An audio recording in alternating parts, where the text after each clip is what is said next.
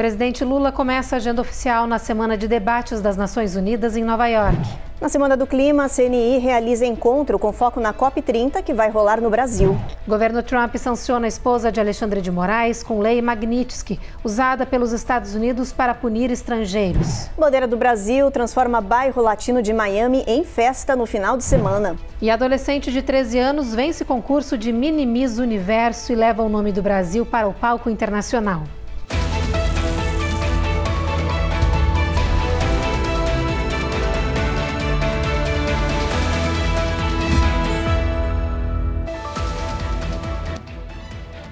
Olá, o Jornal Américas no Ar está começando. Olá.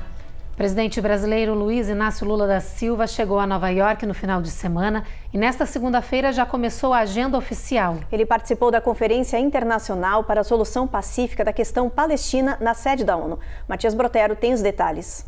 Em um discurso na sede das Nações Unidas, aqui em Nova York, Lula voltou a se referir à situação na faixa de Gaza como um genocídio. O presidente também classificou as ações dos terroristas do Hamas como inaceitáveis. As declarações aconteceram durante uma sessão da ONU em defesa de uma solução de dois estados, ou seja, a coexistência entre um Estado da Palestina e o Estado de Israel.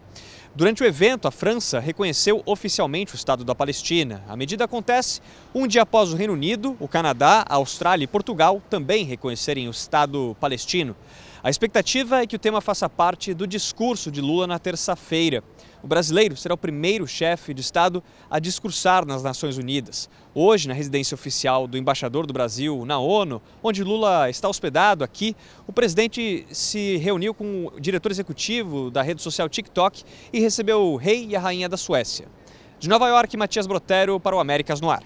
E na Semana do Clima, a CNI, a Confederação Nacional da Indústria Brasileira, está comandando em Nova York uma missão internacional voltada à agenda verde de energia limpa. Empresários e investidores vão discutir vários temas e focar na COP30, o encontro do clima que vai acontecer no Brasil. A reportagem é da Giovanna Locatelli. A Confederação Nacional da Indústria abriu hoje em Nova York a programação da SBCOP, uma iniciativa que reúne o setor privado brasileiro em preparação para a COP30, que acontece em Belém em novembro. O evento faz parte da Semana do Clima e reúne lideranças empresariais, autoridades brasileiras e representantes internacionais para debater a transição energética, economia de baixo carbono, infraestrutura sustentável, financiamento climático e a bioeconomia na Amazônia. O vice-presidente da CNI, Marcelo Tomé, apresentou um documento com 23 propostas do setor produtivo para a agenda climática. Outros representantes brasileiros destacaram a importância da energia limpa e da inovação no futuro do mundo, além do potencial do nosso país neste tema. A comitiva brasileira reúne cerca de 130 representantes. A programação segue até o dia 26 de setembro, com painéis, reuniões técnicas e a entrega oficial das propostas ao presidente da COP30, o embaixador André Correia do Lago. Nós queremos, obviamente, que os países, além da gente discutir a questão de como nós vamos valorizar a nossa floresta, os nossos biomas, que nós possamos também, esses países que poluem, esses países que vêm poluindo ao longo da sua história, que eles possam também financiar o desenvolvimento. Vamos discutir a nossa Amazônia, vamos discutir o ecossistema, como é que nós vamos reduzir as emissões de gases de efeito estufa que atacam tanto o nosso planeta, mas nós vamos discutir também como é que nós vamos cuidar das pessoas. O governo Trump sancionou com a lei Magnitsky a esposa do ministro brasileiro Alexandre de Moraes. Em julho deste ano, a Casa Branca usou essa mesma legislação para punir o ministro do STF. A decisão de aplicar a lei também contra Viviane Barsi de Moraes foi anunciada pelo Escritório de Controle de Ativos Estrangeiros do Tesouro Norte-Americano. A lei foi criada para impor sanções econômicas a indivíduos acusados pelos Estados Unidos de violações graves contra os direitos humanos e é apelidada de pena de morte financeira. Com a designação, todos os eventuais bens de Viviane aqui nos Estados Unidos estão bloqueados, assim como qualquer empresa que esteja ligada ao nome dela. Além disso, de agora em diante, nem o ministro nem a esposa podem realizar transações com cidadãos e empresas daqui do país usando cartões de crédito de bandeira norte-americana. A seguir, tem os detalhes das mudanças do governo para obtenção de um visto específico de imigração. E a gente traz um resumo dos anúncios de Trump neste final de semana em um evento de gala que marcou a abertura do ano político conservador.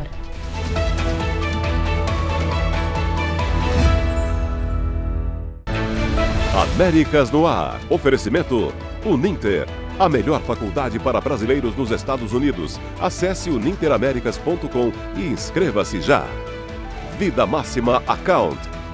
Orientação especializada e suporte para sua legalização nos Estados Unidos. Seu futuro é agora.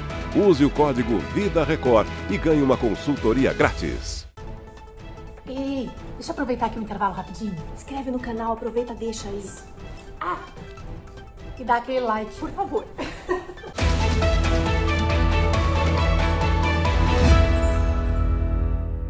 O governo Trump anunciou mudanças radicais nas regras de imigração nos Estados Unidos. Entre eles, um novo visto permanente para investidores e decisões polêmicas da Suprema Corte. Mas o que mais tem repercutido é o aumento das taxas do visto H-1B, o que afeta milhões de estrangeiros que vivem aqui no país. As novidades já estão em vigor. No Salão Oval, o presidente Donald Trump anunciou a medida executiva que dá início ao projeto Gold Card, um visto permanente para estrangeiros dispostos a investir $1 milhão ou $2 milhões no caso de empresas. A meta é emitir 80 mil desses documentos. O Gold Card nada mais é do que um VIP, ou seja, você tem $1 milhão onde você investirá. Lembrando que esse $1 milhão é um presente, né? O governo fala que é um gift para o governo, tá? Então é uma doação, você não terá essa restituição desse valor. E você terá inúmeros benefícios, como ter uma aceleração muito rápida na avaliação do seu processo, possibilidade de mudar de status nos Estados Unidos, independentemente da forma, da categoria que você iria aplicar para o seu visto.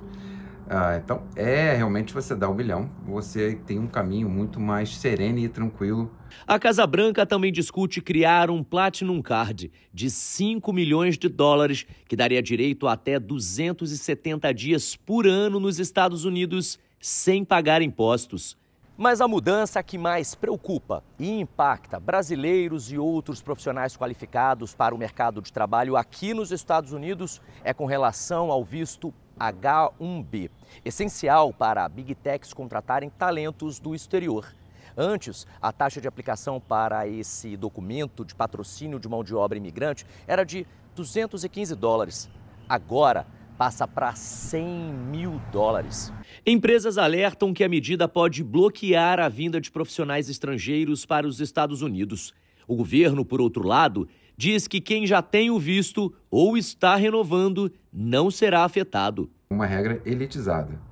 Aqueles aplicantes, aquelas empresas de pequeno e médio porte que tinham interesse em aplicar para o H-1B para os seus funcionários, praticamente estão fora do mercado do H-1B, porque não tem $100 mil para aplicar, né, para um visto de trabalho. Então vai ficar muito restrito, né, alguns profissionais, né, realmente são muito valiosos para determinadas empresas de tecnologia e que poderão, de repente, arcar com essas custas, né? Outro anúncio recente do governo com relação à imigração vem da Suprema Corte, que decidiu que volta a ser permitido fazer abordagens e detenções com base em sotaque ou idioma falado. Advogados alertam para um possível clima de medo por parte da população imigrante, questionamentos sobre direitos civis e perfilamento racial. A autoridade federal, né, poderá realmente parar uma pessoa se houver alguma suspeita de algum ato ilícito ou suspeita que essa pessoa esteja, por exemplo, e aí que é um pouco controverso, essa pessoa não tenha status imigratório.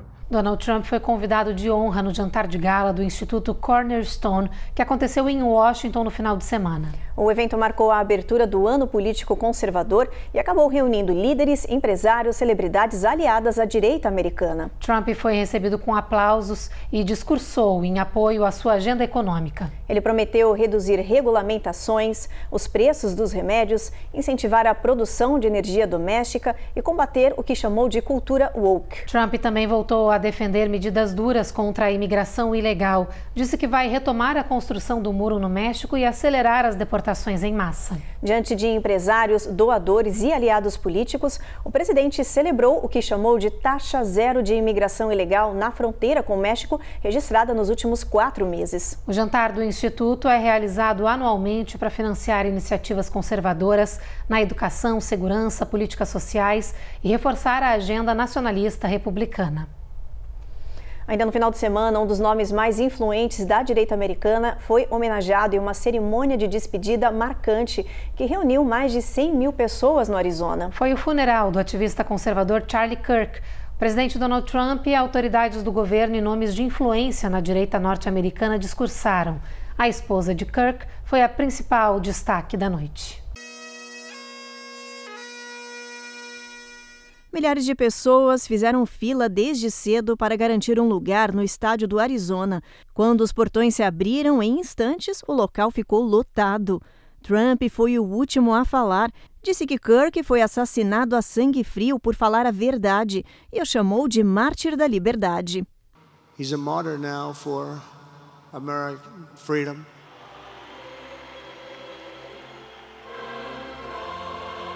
A viúva Erica Kirk relembrou histórias do marido e, diante do enorme público, emocionada, disse que perdoava o assassino de Charlie. Ela foi aplaudida de pé. I forgive him. O vice-presidente, J.D. Vance, destacou o papel de Kirk na mobilização de jovens conservadores e disse que sua ausência iria ser sentida em toda uma geração. Lembrou que a ONG dele era uma casa para os jovens. Turning Point USA gave you a home, it gave you friends, it gave you moral support, and that is what I think must live on in the wake of Charlie Kirk's death. Vários outros membros do governo e também amigos fizeram homenagens a Kirk. O funeral foi transmitido ao vivo e teve segurança reforçada com vidros blindados em torno do palanque.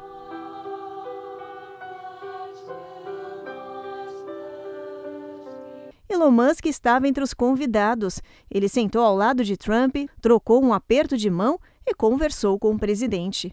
O ativista conservador Charlie Kirk fundou a Turning Point USA, grupo que mobiliza jovens conservadores. Ele foi morto com um tiro no pescoço durante um evento universitário em Utah no dia 10 de setembro. O assassinato dele provocou um debate sobre violência e liberdade de expressão. O suspeito, Tyler Robinson, foi indiciado por homicídio qualificado e pode pegar pena de morte. Depois do intervalo, bandeira do Brasil transforma bairro latino de Miami em festa no final de semana. E no Texas, mãe é presa após filhos pequenos serem encontrados mortos dentro de carro quente.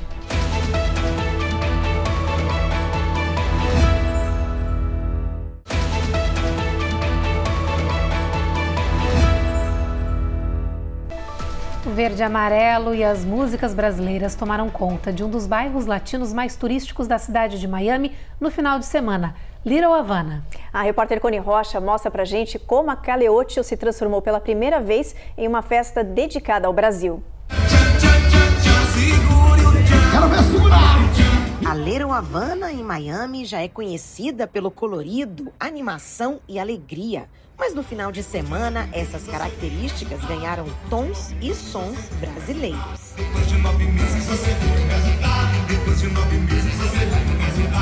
Foi a primeira vez que o tradicional bairro latino realizou uma festa dedicada à cultura, culinária e à arte do nosso país. Caminhar pela Caleocho neste dia dedicado ao Brasil foi como atravessar uma ponte cultural. De um lado, a tradição latina predominante no bairro e do outro, o brilho brasileiro que mostrou toda a força da nossa comunidade aqui em Miami. Isso termina sendo um encontro de povos, de culturas que se disseminaram em determinados pontos do mundo, das Américas. E entre tantos sabores brasileiros estava o acarajé do baiano Carlinhos, um ponto que se tornou obrigatório para quem passava por lá, até de quem estava trabalhando. Foi um dia intenso de festividades, comidas típicas, muito artesanato e, claro, cultura com apresentações como a capoeira. cantora Ellie embalou o público com clássicos da nossa música e provocou sorrisos de quem vestiu a camisa do Brasil cheia de orgulho.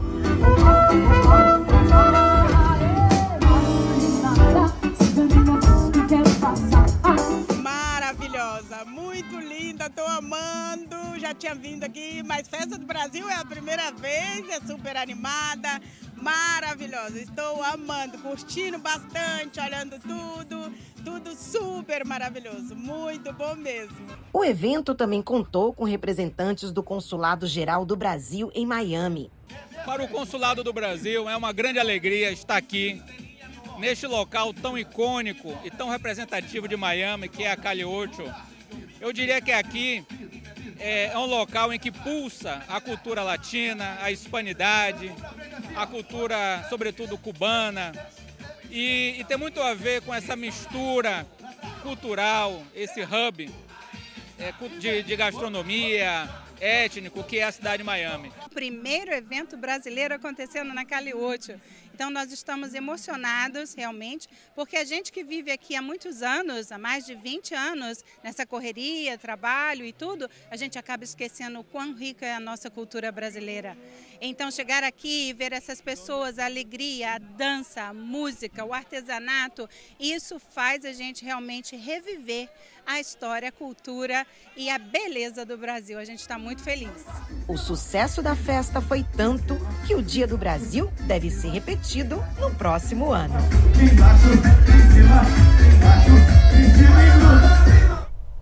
Nos Estados Unidos, o preço dos carros novos, por enquanto, segue estável. Mas já para quem precisa fazer manutenção do veículo usado... Está sentindo reflexo no bolso. Um novo relatório mostra que os custos de reparos com autopeças dispararam em agosto.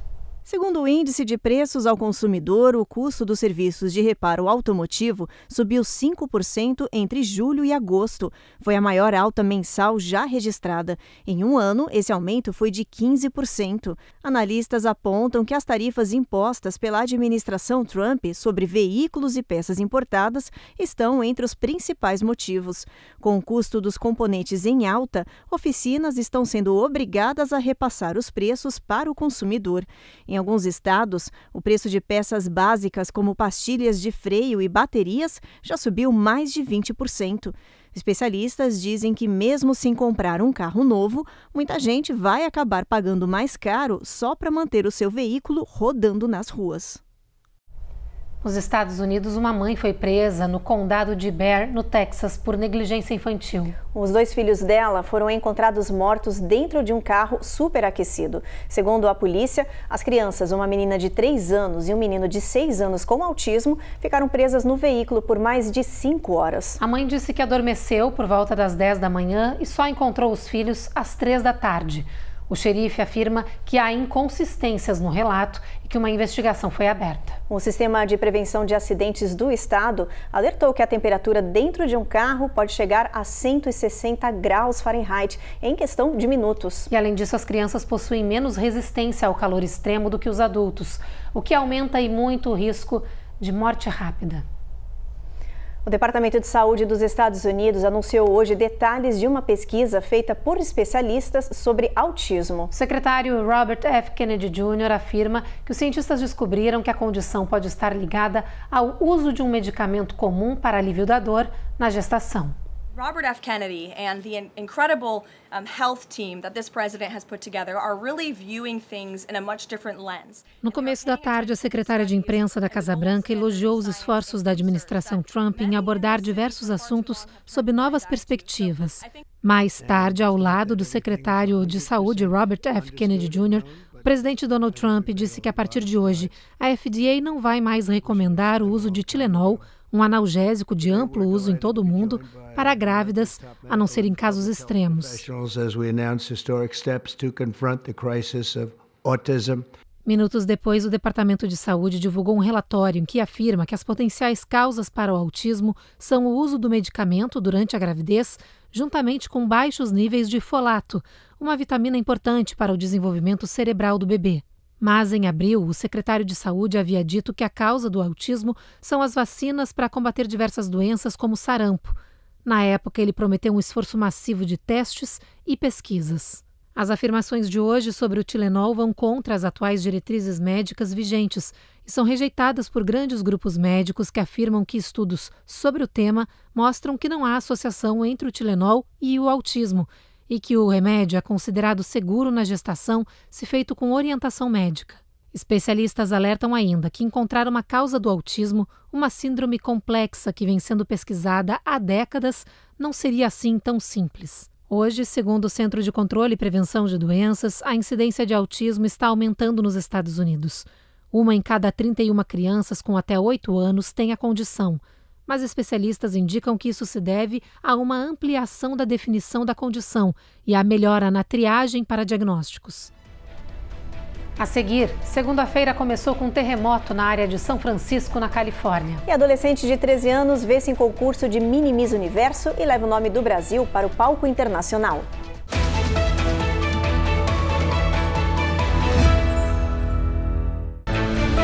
Américas no ar. Oferecimento Rejuvenesce. Recupere e mantenha sua juventude hoje. Visite-nos no sul da Flórida, em Orlando ou em Boston e renove a sua energia. EasyPag. Compra inteligente para imigrantes. iPhone desbloqueado, parcelado, só com passaporte.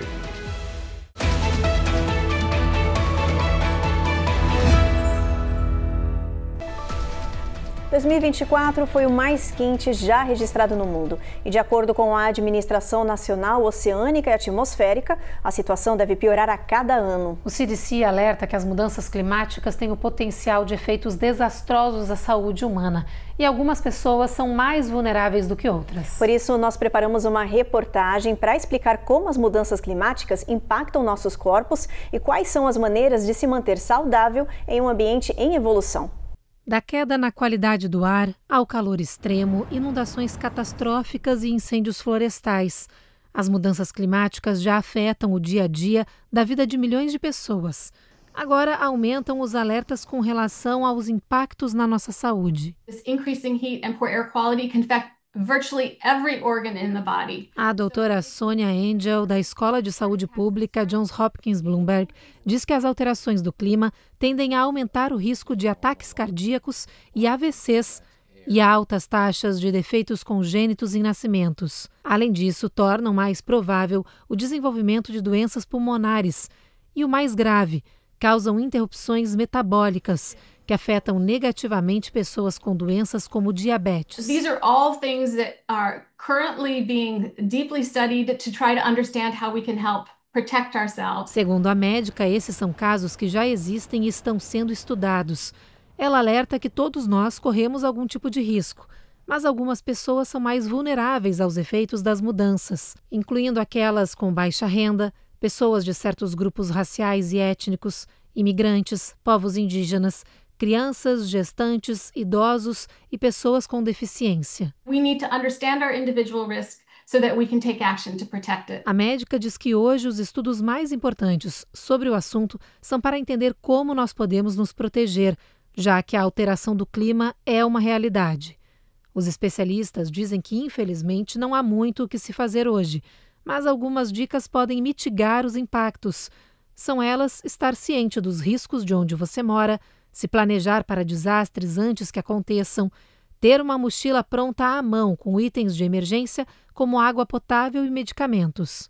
Cientistas do clima dizem que a melhor solução mesmo é a união da população mundial para pressionar os governos a limitar problemas que agravam as mudanças climáticas, como as emissões de carbono. Um terremoto de magnitude 4,3 atingiu a Baía de São Francisco, na Califórnia, nesta segunda-feira. O tremor teve epicentro próximo à Universidade da Califórnia, em Berkeley, e teve profundidade de pouco mais de 7 quilômetros, o que é considerado próximo da superfície. O terremoto foi sentido por mais de 22 mil habitantes do estado, segundo o Serviço de Geologia americano. Nas redes sociais, muita gente relatou que a casa chacoalhou inteira. O fenômeno foi sentido por volta das 3 horas da manhã, horário local. A população recebeu um alerta em seus celulares avisando desse tremor e as autoridades da região disseram que não há relatos de danos significativos ou feridos. Hora da previsão do tempo, então vamos com a gente aqui no telão ver as temperaturas previstas para amanhã. Nova York, bastante sol, máxima atingindo 74. Washington, o sol não aparece, tempo encoberto, mas a máxima é de 81. Mesma coisa em Charlotte, máxima de 86. Em Atlanta, tempo nublado, com o sol aparecendo um pouco tímido. Já na Flórida, previsão de pancada de chuva e trovoada na faixa de Jacksonville e também no sul do estado, em Miami. Em Houston, a gente tem tempo encoberto. Brownsville já tem a previsão de chuva ao longo do dia, com mínima de 78, máxima de 95. San Antonio e El Paso, tempo encoberto, não tem sol, também não tem chuva nessa região. Phoenix, tempo encoberto. Los Angeles, ventania ao longo do dia, com mínima de 65, máxima de 89. São Francisco, sol entre nuvens. Salt Lake City, o mesmo cenário, com mínima de 58. E uma última notícia do clima. Para a alegria de muita gente, o outono finalmente chegou ao hemisfério norte. Hoje é o primeiro dia oficial da estação. Aconteceu nessa segunda-feira o equinócio de outono, que é quando a noite e o dia têm a exata mesma duração. Pois é, olha, o fenômeno acontece 2 vezes por ano, uma na primavera e outra no outono. Agora, uma curiosidade para essa estação é que neste ano ela terá características diferentes de estado para estado. O motivo é a influência do Laninha, que vai alterar os padrões climáticos aqui nos Estados Unidos, pelo menos até o final do ano. Os primeiros estados que já estão ficando com a cara do outono, mudando as cores das folhas, são Washington e Montana. A previsão é de que até o dia 27 de outubro, todos os outros estados do país já estejam com a mesma paisagem típica desta época do ano. E ela tem apenas 13 anos, mas já leva o nome do Brasil para o cenário internacional com carisma, talento e dedicação. Pois é, a gente está falando da Wena Dalprá, a jovem que ganhou o Mini Miss Universo 2025. Carla Marinho conversou com exclusividade com ela. Olha só. O encontro com crianças e jovens nas escolas do Espírito Santo no Brasil já faz parte da rotina da nossa Miss Mini Universo Wena Dalprá. Por onde passa, ela deixa uma mensagem clara: perseguir os sonhos vale a pena. Eu vim aqui falar com vocês que sempre é possível realizar ele, basta você acreditar em você mesma. A brasileira conquistou o título do maior concurso mundial de Miss Infantil 2025, que aconteceu na Colômbia. Depois do Pequena Miss Brasil, tive 4 meses para me preparar para o Little Mini Universo, onde tive aulas de passarela com a minha coordenadora, Thaís. Foram aulas incríveis e inesquecíveis, com muito aprendizado e também diversão. Wena encantou os jurados com uma dança contemporânea, entrevista em espanhol e com um traje típico inspirado no colibri, símbolo da delicadeza e força. Wena Dalprá Brasil! Com o título de Miss Mini Universo Little 2025, a brasileirinha de 13 anos ganha projeção global, incluindo convites para eventos de gala, feiras culturais e encontros diplomáticos em cidades como Nova York, Miami e até aqui em Orlando. Em breve, Wena vai circular pelo território norte-americano, representando o Brasil com orgulho, carisma e identidade cultural. Para mim e minha família, meu título não representa apenas uma faixa e uma coroa, mas sim cada esforço, cada dedicação e cada treino que eu tive e também todo o esforço que eles tiveram para conseguir me levar até onde eu cheguei. O Jornal Américas no Ar de hoje está terminando. A gente agradece a sua companhia e te espera na próxima edição. Até lá!